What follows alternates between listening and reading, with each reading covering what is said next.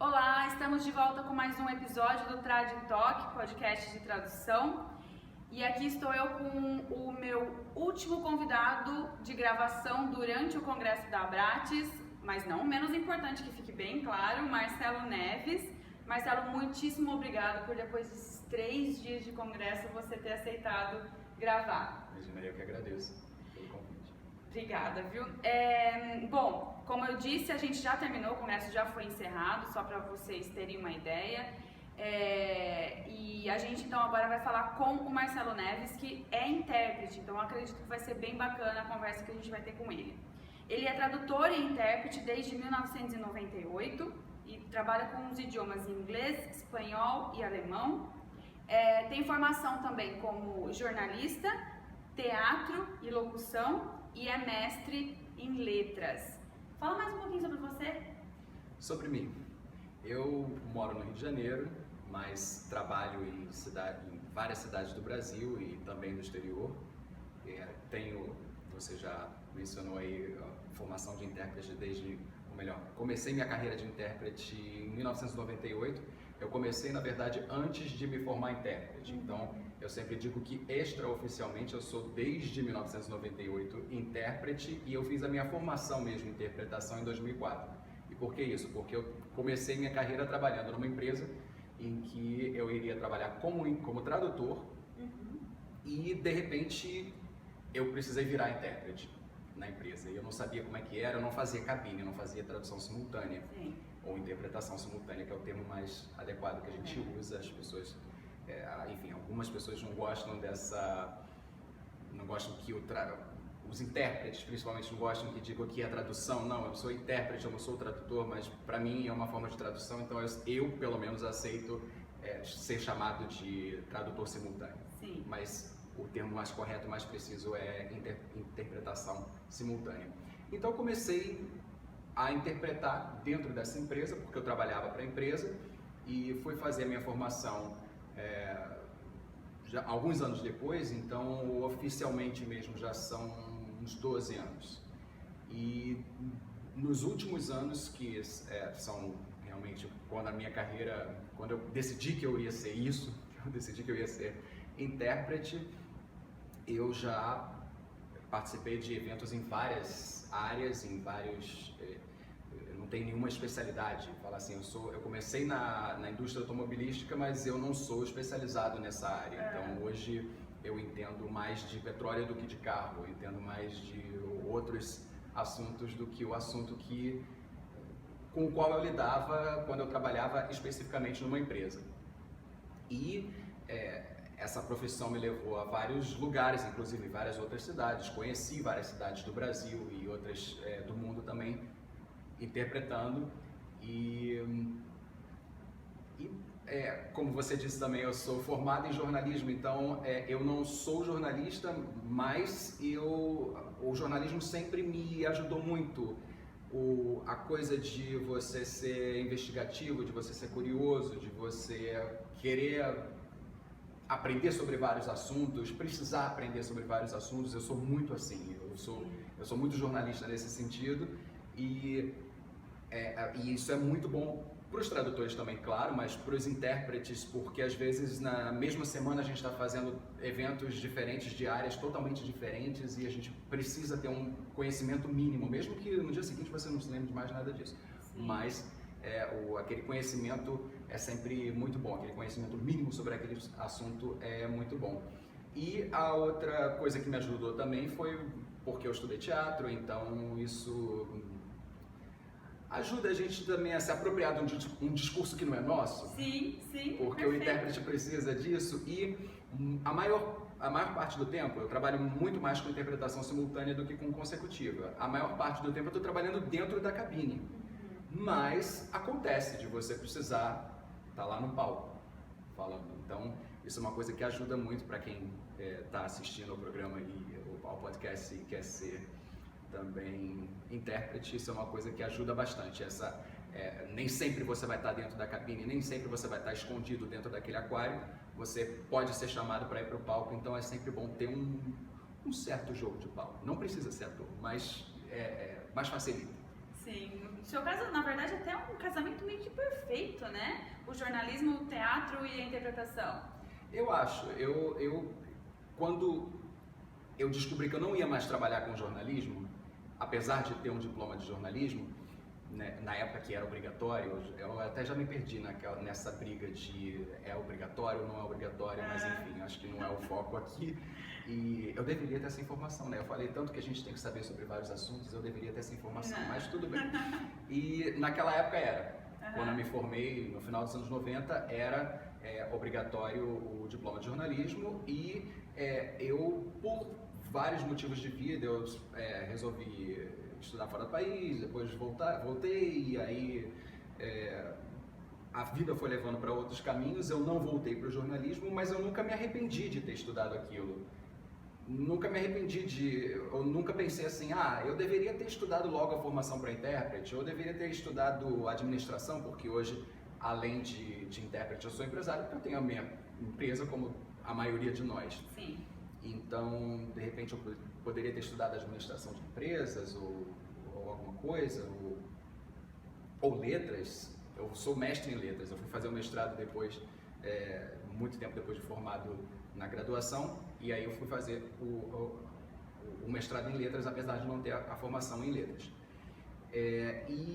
Então, tudo que eu estudei até hoje, eu acho que agregou. Eu não consigo imaginar que, poxa, eu fiquei 4 anos na faculdade de jornalismo, 2 anos no mestrado, ou outros cursos que eu fiz, eu acho que tudo agregou. Mesmo algumas coisas que eu nunca usei, por exemplo, as 10 aulas de japonês que eu tive na vida. Até hoje não usei, e ainda me lembro de muita coisa, isso já foi há bastante tempo, não vou nem dizer quanto tempo, eu acho que eu já entreguei a idade, né, porque eu já falei desde 98, enfim, não era para ser assim, mas... Então acho que tudo serve para somar, tudo que você ouve na rua, a conversa que você tem com as pessoas na rua, coisas que você vê no jornal, filmes que você vê, novela, em tudo você encontra alguma coisa que pode acrescentar para a sua vida profissional se você trabalha com um produto ou com um serviço tão diversificado como esse nosso. Sim. Eu digo nosso porque eu incluo os tradutores, claro, mas tudo isso serve para somar, tudo é um pontinho a mais que você tem. Sim. Ali para ligar e fazer a sua carreira acontecer. Sim, conhecimento nunca é demais. A gente pode pegar a tradução ou interpretação de várias áreas, como você mesmo disse, e de repente um conhecimento até que não é nem relacionado àquela área pode te ajudar em determinado momento, né? Sem dúvida. Eu costumo dizer que não existe cultura inútil. Como a gente adora falar assim, Marcelo é rei da cultura inútil. Quando eu te dou, de repente, uma informação aqui, você vai falar, o que eu vou fazer com essa informação? Isso é cultura inútil. Eu costumo dizer que, pelo menos na minha vida, não existe isso. Sim. Todas as informações, pode ser que eu nunca precise daquela informação, mas eu acho que está guardado ali no HD que vai que um dia você precise. Eu tinha uma professora na faculdade que falava conhecimento de mundo. Eu acredito que seja meio que isso. Não é cultura inútil, é você ter realmente um conhecimento de mundo e você tem uma visão mais ampla do que existe, do que tem lá, do que é possível e tudo mais, né? Então você não fica só naquele conhecimento realmente intelectual da coisa, né? E a gente trabalha com, como eu falei, com assuntos diferentes, com áreas diferentes, totalmente diferentes do conhecimento, e a gente acaba também um pouco aprendendo a moldar a nossa própria visão de mundo, porque não é nem só o que eu vou precisar para o meu trabalho. Eu participo de um evento, um exemplo fictício, de uma instituição que ajuda a criação impede a extinção de um determinado animal. Você vai participar daquele evento, você nem sabia que aquele animal ia ser extinto, está para ser extinto, aquilo começa a te envolver de alguma maneira, talvez não te envolva. A gente faz vários eventos que não nos envolve emocionalmente, psicologicamente, mas puramente no nível profissional. E de repente um dia você se vê usando aquela informação de alguma maneira, você se vê interessado em conhecer mais o trabalho daquela instituição, ou de até ajudar aquela instituição, ou você espalha essa informação para as pessoas, você espalha esse conhecimento para as pessoas de que existe, aquilo está acontecendo no mundo, porque eu fiz um evento que mostrava isso. A gente tem muita questão da confidencialidade. Eu não posso falar sobre todos os eventos que eu fiz, sobre todos os eventos dos quais eu estou participando, mas tem muitos eventos que são públicos e que todo mundo sabe o que está acontecendo. E eu já fiz transmissões, inclusive a maioria ao vivo, para televisão, então todo mundo que tivesse acesso àquele canal de televisão saberia que eu estava trabalhando naquele evento. Sim, exato. Então, assim, não dá pra dizer, não, eu não posso falar porque é confidencial. Não, confidencial todo mundo viu. Mas é muito interessante, eu acho muito... O que eu mais gosto da minha profissão, da nossa profissão, de novo. Mas o que eu mais gosto de ser intérprete é justamente essa dinâmica, essa diversidade. Não dá para se entediar. É verdade. Não dá para você dizer, eu estou fazendo sempre a mesma coisa. Não, você está fazendo coisas totalmente diferentes já por essência. Sim, e mesmo que você esteja trabalhando no mesmo evento durante 30 dias, vai ter sempre um elemento surpresa e às vezes o próprio fato de você ter que sair da sua cidade para trabalhar já tem uma carga de conhecimento novo ali, já tem uma coisa de adaptação, às vezes morar em hotel, passar um tempo em hotel, comida diferente, aí você às vezes conhece uma culinária diferente, porque você está trabalhando numa cidade, tudo isso é muito enriquecedor. Não, com certeza. Vamos falar um pouquinho sobre a sua experiência como intérprete da Copa? Então, eu trabalhei na Copa do Mundo de 2014 num projeto que era de um canal de televisão e durante os jogos, os jogadores eram entrevistados saindo do campo e para a televisão do mundo inteiro. Então, vários deles estavam sendo ali ao vivo com a voz em português do Marcelo Neves e dos outros colegas que fizeram isso.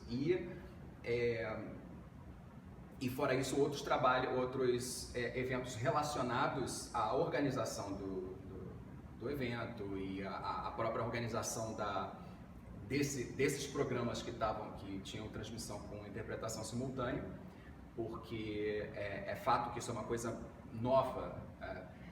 A gente começou a ouvir falar em interpretação simultânea provavelmente porque viu na televisão. Eu, pelo menos, fui assim. E não foi nem a interpretação do Oscar, eu me lembro exatamente em que momento que eu soube que existia a profissão de intérprete, que foi quando teve em 91, eu acho que foi a Guerra do Golfo, que o Iraque invadiu o Kuwait e assim, no Brasil não tinha chegado a TV a cabo ainda, ou talvez essa informação esteja errada, mas enfim, eu não tinha TV a cabo, com certeza. Sim.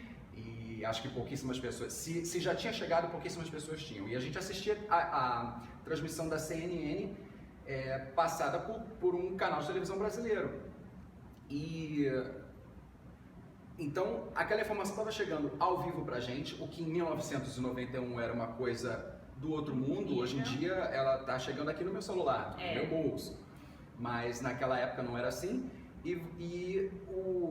As transmissões as transmissões da televisão americana passavam na televisão brasileira com uma pessoa que estava interpretando ao vivo, estava traduzindo aquilo ao vivo. E eu achei aquilo fascinante. Eu nunca imaginei naquela época, 91, que um dia eu ia estar fazendo a mesma coisa. Sim. E aí um dia eu estava fazendo para a televisão. Exato. E para um público que você não consegue nem estimar quantas pessoas são.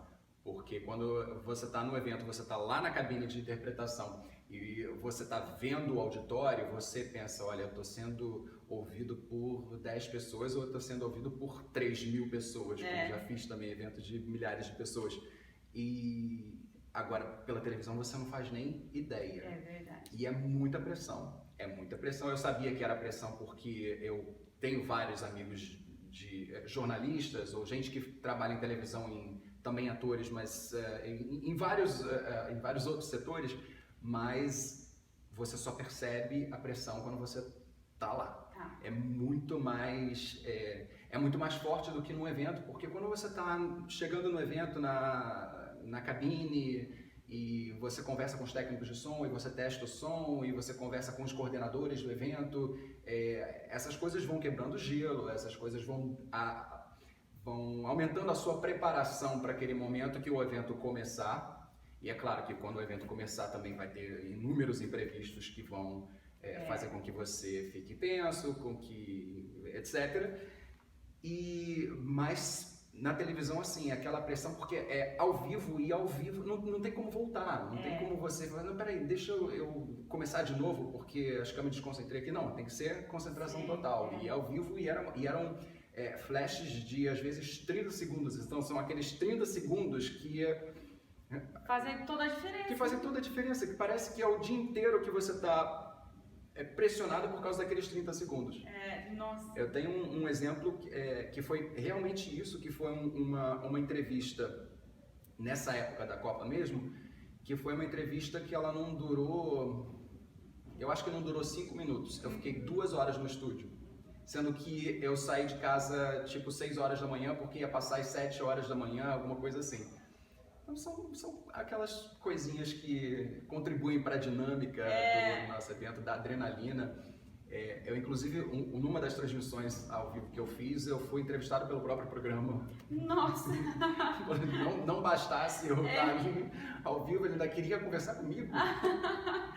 Tá pedindo demais, muita informação minha, muita informação, muita coisa.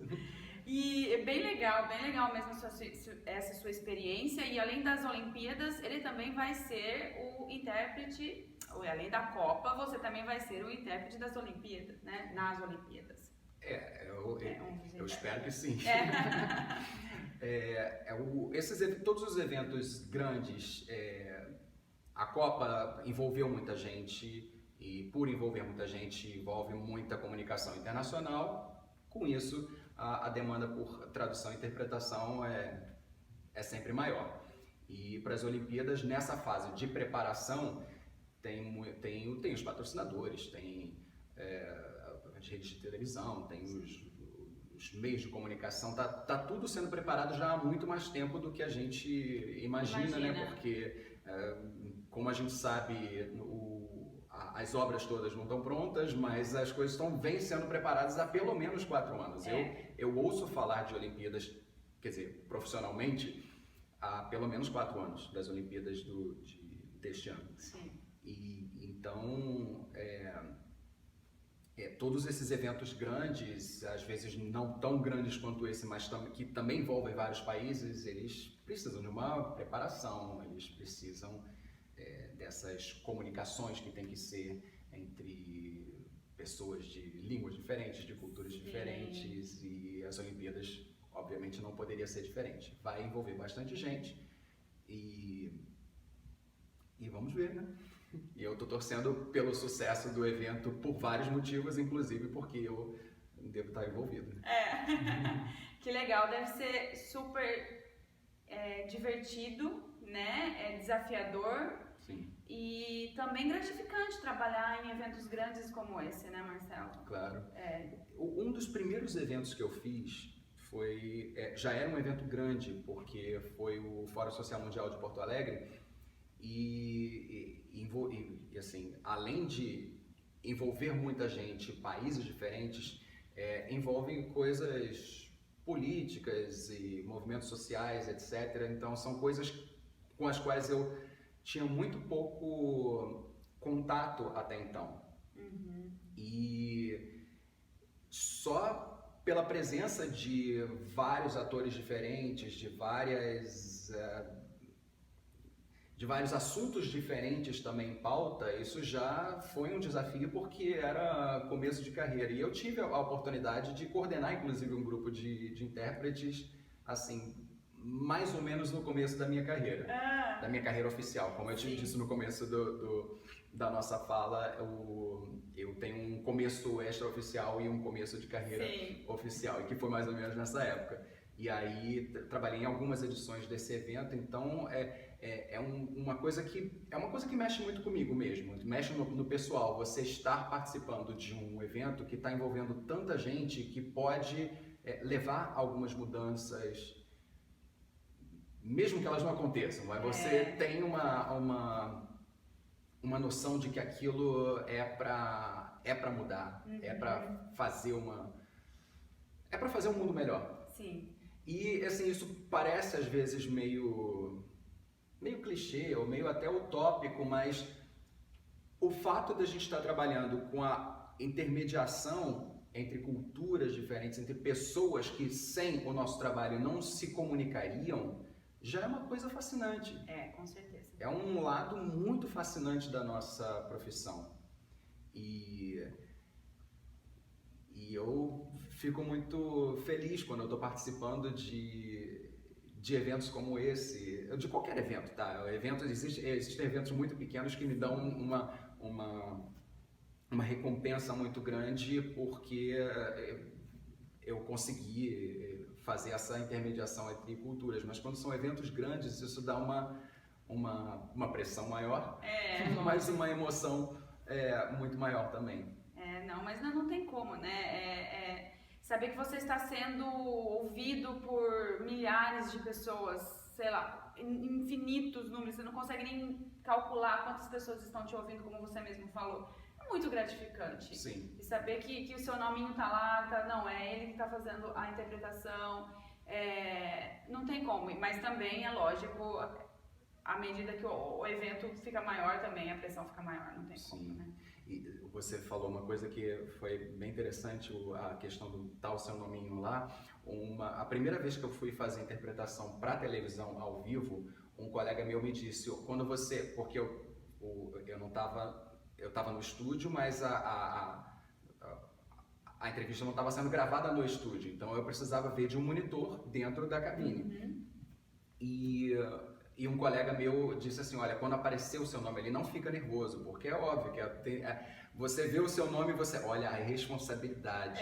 Quando você está dentro da cabine traduzindo e as pessoas não estão vendo o seu nome ali, as pessoas às vezes não estão nem vendo a sua cara, porque você está lá no fundo da sala, às vezes tem vidro escurecido e as pessoas não estão vendo, elas estão te ouvindo. Mas você está, entre aspas, um pouco isento de ver que as pessoas estão lá. Olha o Marcelo Neves interpretando. É verdade. Aí quando você vê na televisão Marcelo Neves, intérprete, e você está interpretando e de repente aparece o seu nome ali e fala, não vou olhar, eu preciso me concentrar em outra coisa. Então eu recebi essa dica da primeira vez que eu fiz e recomendo a quem for fazer pela primeira vez, não olhe o nome, esquece, você tem que olhar pro orador, para a pessoa que está sendo entrevistada. Naquele caso, eram jogadores de futebol, era gente que fala muito depressa e eles só tem, digamos, 30 segundos para dar aquela entrevista, eles vão falar sobre o jogo e a gente vão fazer referências a outros jogos, a outras coisas, a outros assuntos e você tem que passar aquela mensagem ali naquele tempo e falar rapidinho também. Incrível. Marcelo, parabéns pelo seu trabalho. Obrigado. É um trabalho incrível pela sua carreira, né? Pela carreira que você conseguiu formar e tudo mais. Isso só significa que você não, com certeza é um profissional incrível. Isso, né? Obrigado. É muito bom, não? Parabéns mesmo. E eu gostaria de te agradecer, a conversa foi uma delícia. Por mim, eu continuaria falando muito mais aqui. Obrigada mesmo por você ter aceitado o convite. Eu que agradeço, Carolina, sucesso pro podcast. Agora somos dois, né? Porque nós também tivemos um podcast de tradução. Esquecendo! O Marcelo, na verdade, é uma inspiração também, não só no mundo da tradução em si, mas dos podcasts. ele é um dos criadores do primeiro podcast de tradução do Brasil, Isso, né, Marcelo? O Tradcast. Ele anda meio parado, porque as nossas agendas a gente sabe como é que é, né? Mas se tivermos o seu podcast, o Tradcast e vários outros que estão surgindo e outros que tem também em outras línguas, assim, sempre é tudo muito gostoso, muito... É sempre uma muita coisa para acrescentar. Assim como blogs, né? Sim, são diferentes criadores com diferentes pontos de vista, então sempre vai ter informação diferenciada. E quem são, você gostaria de mencionar, quem são os outros? Então, nós somos Marcelo Neves, eu, a Cláudia Mello, a Cláudia Belassoff e a Érica Lessa. Nós começamos esse projeto junto com o Rony Belassoff, que não é tradutor nem intérprete, mas nos ajudou muito com a parte técnica. Se não fosse ele, a gente ia penar para conseguir colocar um programa no ar. E, como eu disse, a gente tinha intenção de fazer pelo menos uma vez por mês e fizemos várias entrevistas com vários colegas da área, algumas comentávamos notícias, era um clima de bate-papo, assim como a gente está tendo aqui. Sim. E foi uma experiência muito legal, foi uma experiência muito, muito gostosa, muito enriquecedora, feito com pessoas queridas, porque não só somos colegas de trabalho, mas também pessoas que têm um envolvimento na vida real, na vida fora do trabalho. E é um projeto que está estacionado, mas não é um projeto que acabou. Não, graças a Deus. Eu estou ouvindo, né? Porque na verdade a gente ouve naqueles tempinhos de tempo livre. Sim. Estou ouvindo o podcast, que é realmente para eu me inspirar de verdade. E é super bacana. Eu já devo ter ouvido uns 4 ou 5 episódios. E realmente é uma delícia ouvir vocês. É uma inspiração. E tem também, vale ressaltar, o da Carol Alfaro. A Carol Alfaro também tem um podcast de tradução. E eu desconheço outros, então por isso que eu não menciono. Mas muito obrigada mais uma vez, então, pela presença e pela inspiração. Obrigada, então. A gente se vê no próximo episódio. Até mais.